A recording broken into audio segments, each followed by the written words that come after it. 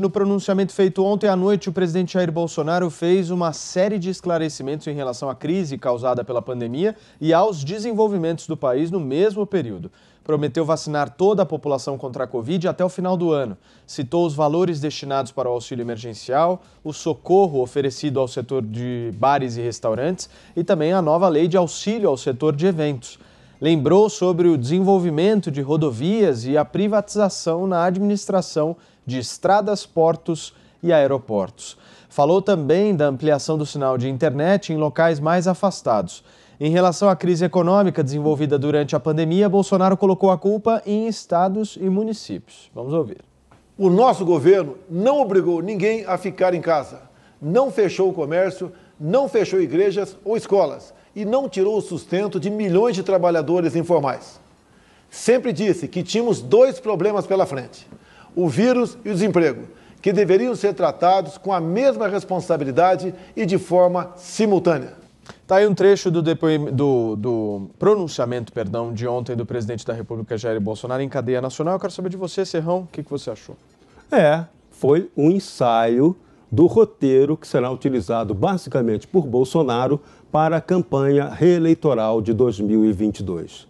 Aquela fala de ontem, claro, ela pode não ter o efeito de propaganda para impulsionar a melhoria da imagem imediata de Bolsonaro, mas ela deixa claro que o governo tem muita realização para contar. Inclusive, naquela conversa de cercadinho de manhã cedo, quando o presidente sai, fala com o público, ele foi cobrado por um funcionário da Polícia Federal que atua na área de investigações do governo. Esse policial federal ele é contador e falou ao presidente Bolsonaro que aquele governo Bolsonaro estava tendo uma vantagem porque ele estava detectando ali no trabalho diário dele menos corrupção investigada desse governo e que era uma rotina macabra nos governos anteriores. E esse policial federal deu até uma dica importante de comunicação para o presidente Bolsonaro de que ele deveria divulgar melhor suas ações de governo. Não sei se o presidente prestou muito bem atenção no que esse policial falou, mas o que ele disse foi bastante valioso. Bolsonaro tem que melhorar a comunicação. Na pandemia, todo o fator de desgaste do Bolsonaro foi gerado por pequenos erros de comunicação que foram muito bem aproveitados pela oposição oportunista, que só joga para destruir o presidente da República, não tem projeto nenhum para o Brasil e que nos anos anteriores praticou um show de corrupção e quase arrasou com esse país com tanta incompetência na gestão da máquina pública. Esses bandidos ainda pensam que o povo vai deixar eles voltarem no ano que vem. Calma, preparem-se para a próxima eleição, talvez 2026, porque na de 2022 o povo, com certeza absoluta, não vai reconduzir bandidos ao poder. Então, o que Bolsonaro está fazendo agora? Ele já parte desse pressuposto e está, então, jogando seus pontos básicos de propaganda. Ele está reafirmando em cima dos erros cometidos por governadores e prefeitos com seus excessos e abusos de autoridade durante a pandemia ou pandemônio do Covidão. E agora Bolsonaro vai centrar fogo às manifestações populares que estão sendo organizadas, as motocleatas e afins vão enfatizar sempre esse ponto, que Bolsonaro tem apoio popular e que é sim um candidato viável à recondução à reeleição. Agora, vamos repetir.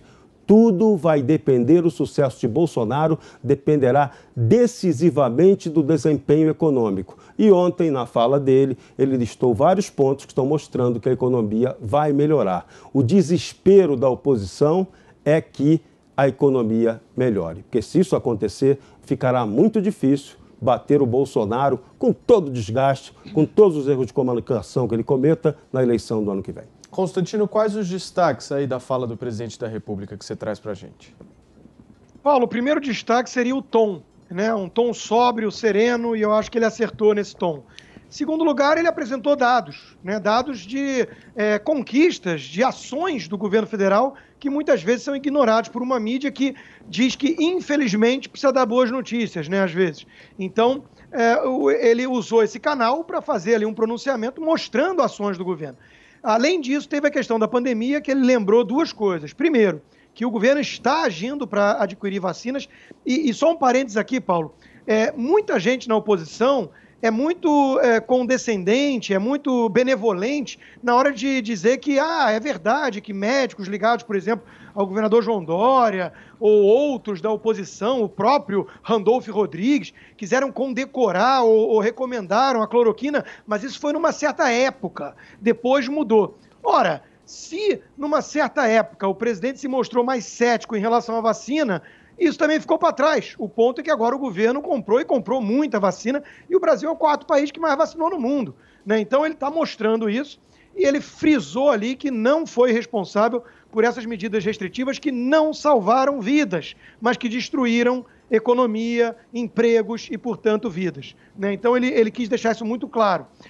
Eu acho que o final da fala dele foi uma ode à Constituição e às liberdades individuais, né? Ele tem repetido essa metáfora de que o governo joga dentro das 4 linhas da Constituição, ao contrário, né, até mesmo de quem deveria ser o guardião da Constituição. Por fim, é isso, né? O grande fator de recondução do Bolsonaro ao poder, na vitória de reeleição ano que vem, é a economia. A pandemia arrefecendo e a economia recuperando de forma acentuada, acelerada, né, isso aí basicamente garante, se a gente puder confiar nas urnas, isso basicamente garante a reeleição dele. E é por isso que a oposição está tão empolvorosa, né, com uma narrativa cada vez mais estridente, tentando demonizar o presidente, e alguns ali, sem conseguir esconder, que torcem até mesmo pela tal terceira onda da pandemia, o que é macabro, mas é perceptível, né? Então, o presidente está preparando o terreno dele é esse, né? Baixar um pouco o tom, defender as conquistas do governo e lembrar de preferência que é um governo que vem até aqui sem nenhum escândalo de corrupção, o que é algo inédito no país, talvez. Amanda, quais os destaques que você traz para a gente, querida? O presidente vive num Brasil, num mundo totalmente à parte, né, na bolha das redes sociais, mas ele é totalmente alienado da realidade. Prova disso são os panelaços que foram ouvidos ontem em várias capitais do país. O presidente nunca mostrou qualquer empatia ou traço de humanidade para com as vítimas da Covid, ou então com seus familiares, parentes, amigos.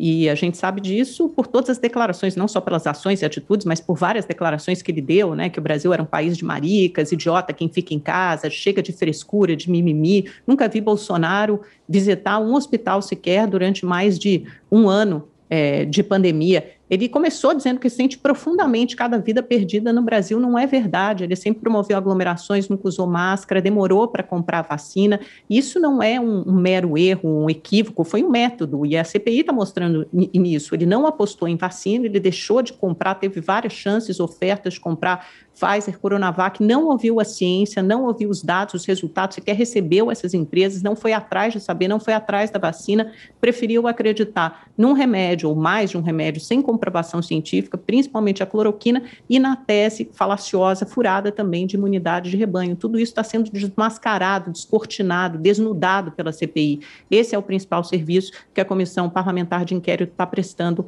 à população. Quanto à dicotomia, que também ele insiste em dizer, e é outra falácia, saúde versus economia, né, que não é culpa do governo, os brasileiros não sentem dessa forma. Tanto é verdade que o governo federal, o presidente Bolsonaro, está no seu pior momento de popularidade, acuado pela Covid e pela vacinação ainda bastante lenta. Os brasileiros, a população, culpa, sim, responsabiliza o governo federal tanto pela falta de vacina quanto pela perda de emprego e de renda. Essa dicotomia saúde versus economia não existe porque a culpa da perda de empregos e de renda, etc., é o vírus. Em algum momento você precisa fechar a economia justamente para impedir que o sistema de saúde colapse, até porque se você não fechar, o sistema de saúde vai colapsar, as pessoas espontaneamente, automaticamente recuarão, voltarão para casa e a economia sofrerá de qualquer jeito. O que o governo precisa fazer é entrar com programas de crédito e programas sociais, aliás, como fez no ano passado. Esse é o papel do governo, é isso que fizeram todos os países do mundo, as políticas anticíclicas. Sobre o PIB, que ele também se atribui, se vangloria por esse resultado, isso foi puxado principalmente pela indústria extrativa e pelo agronegócio. e puxados pelo boom das commodities, né? Não exatamente pelo setor de serviços. E isso foi sentido, essa melhora da economia, só para uma pequena parte da elite. A maioria dos brasileiros, os informais, perderam renda e emprego e não sentiram a melhora dessa economia. Justamente por isso a popularidade do governo está tão baixa. E quando ele faz essa ode final à liberdade, o principal valor neste momento, em meio a uma pandemia, uma situação de emergência, não é a liberdade, e sim a saúde. É um sacrifício, um esforço coletivo, uma perda de liberdade momentânea e temporária em nome de um bem maior que é a saúde pública. E além desse valor maior, deveria ser levado também a união. Só que essa palavra não existe no dicionário do presidente Bolsonaro. Constantino pedindo a palavra. Bom, sobre pesquisas e a popularidade do presidente, eu nem vou comentar porque ninguém sério acredita nessas pesquisas fajutas. Mas sobre liberdade versus saúde, tem um país que incomoda muita gente, por isso que eles fingem que não existe, que é a Argentina. Tem um governo de esquerda, lulista, que o Lula defende e que o presidente defende o Lula, que praticou o maior lockdown da região, que estava tentando vacinar mais, né? E está um caos, né? Inclusive a economia caiu mais do que o dobro da nossa e eles não pouparam nenhuma vida com isso. Então, não há nenhuma necessidade de fechar tudo, isso não tem nenhum estudo duplo cego randomizado de ouro mostrando que salvou vidas, pelo contrário. Cada vez mais gente critica e não é verdade que o mundo todo fez. Sobre o outro ponto, é só apontar aqui que é uma fake news, né? Dizer que o Bolsonaro nunca visitou um hospital é falso, é mentira. Ele visitou o hospital de campanha em Goiás, ele visitou o hospital em Brasília. Basta dar uma pesquisada para mostrar como a imprensa mente. Amanda. Muito menos que as padarias que ele costuma visitar e as motociatas e então carreatas das quais ele costuma participar. Isso sem contar formaturas de PMs e de exército. É porque foram tão escassas, né, Constantino, que realmente a gente nem lembra. Ou você acha que o presidente foi muito empático? Você acha que o presidente foi muito empático e muito humano durante essa pandemia, com todas essas declarações, promovendo aglomerações, não usando máscara? Você acha que isso é sinalização de empatia? Você poderia me dar exemplo de algum outro líder do mundo que tenha tido esse comportamento? Algum outro líder mundial tenha tido? Que outro líder mundial teve esse comportamento? Amanda, se o Churchill vivesse hoje, você ia ficar horrorizada com ele, que visitava lugares já atingidos por ataques nazistas. Você acha que a liderança hoje tem que botar 3 máscaras e ir para debaixo da cama? Você acha que isso é uma liderança com o povo todo tendo que trabalhar para sobreviver? Quem Olha, vive numa realmente, bolha, Amanda? Vamos ver isso depois. Realmente, agora é o cúmulo do absurdo. Você comparar um estadista como Winston Churchill ao Bolsonaro, realmente, eu não sei em que mundo você vive. Eu estou dizendo só que você ia condenar o fato dele sair e ir para a zona de guerra, porque você acha que a liderança tem que ficar enfiada debaixo de casa, da cama em casa, fazendo um hashtag fique em casa. É fácil jornalista fazer isso. Não, muito pelo contrário. A liderança tem que trabalhar para resolver o problema, para tomar decisões difíceis e resolver o problema. Não dizendo que os outros são maricas e idiotas, os que ficam em casa. Ainda bem que não fez que nem a Argentina, né? 150 países do mundo adotaram medidas restritivas. Todos os países asiáticos foram muito bem-sucedidos com essas medidas restritivas, Constantino. Você só sabe usar e repetir o exemplo da Argentina. Não é fake news. O presidente nunca visitou o hospital. Aí eu mostro que visitou pelo menos 2 e aí muda a narrativa. É sempre assim. Então é a mesma coisa, fake news. Mas não temos tempo. Não é fake news. Temos outras pautas boas. Eu adoraria falar do e-mail do Fauci. Eu adoraria, porque a imprensa brasileira está ignorando. Eu não sei nem porquê. Está ignorando os e-mails do Fauci. Muito bem, para fechar, Amanda, por favor. Aquele que você compara, como é que é? O Hitler, né? Nem lembro quem você compara. O principal infectologista americano que serviu a mais de 6 presidentes de ambos os partidos, e você insiste em desmoralizar, em descredenciar. Talvez na Fox News, que você assiste, e na comunicação que você frequenta, talvez ele esteja em descrédito total. Para os trumpistas, o Fauci, que é uma sumidade médica, uma referência na área da saúde, cai em descrédito. É isso, é um cientista que caiu em descrédito. Vamos falar da mensagem do e-mail? Quem trouxe esse assunto é você. Queridos, por favor, por favor, deixa eu ouvir um pouco o nosso Jorge Serrão. Serrão, chama o VAR aqui, por favor. Só blá, blá, blá, Amanda. Que coisa cansativa. Vai lá, Serrão. Por favor, Serrão, vai lá. Vou chamar o VAR. Serrão, prometo que amanhã nós vamos, já está combinado com o nosso editor Eduardo Novak, amanhã vamos discutir discussão inédita na imprensa brasileira sobre os e-mails do Dr. Fauci, que o Constantino muito bem chama de o Mandetta americano. Mas agora vamos para a nossa realidade aqui. Bolsonaro está explorando o grande erro cometido pelo Supremo Tribunal Federal, que tentou ampliar o desgaste político do governo federal e tirou dele, sim, a capacidade de gerenciar a pandemia, subordinando, deixou estados e municípios agirem como eles quiseram, e eles agiram como eles quiseram. E o resultado disso foi lockdown. E o que aconteceu? A maioria da população e partidos de esquerda tem essa informação em pesquisas que eles não divulgam, de que os governadores e prefeitos estão desgastados porque o povo atribui a eles a responsabilidade direta pela debacle econômica durante a pandemia. E Bolsonaro, muito espertamente pragmático, está explorando isso agora. Então, esse é o sinal do desespero. A campanha eleitoral vai ser muito por aí. Além da polarização idiota entre direita e esquerda, teremos sim um confronto correto entre aqueles que defenderam liberdade, defenderam a capacidade de trabalho da economia para ela ser retomada e aqueles que jogaram contra isso. E aí o povo, na hora da eleição, vai decidir quem merece continuar ou não no poder. É isso.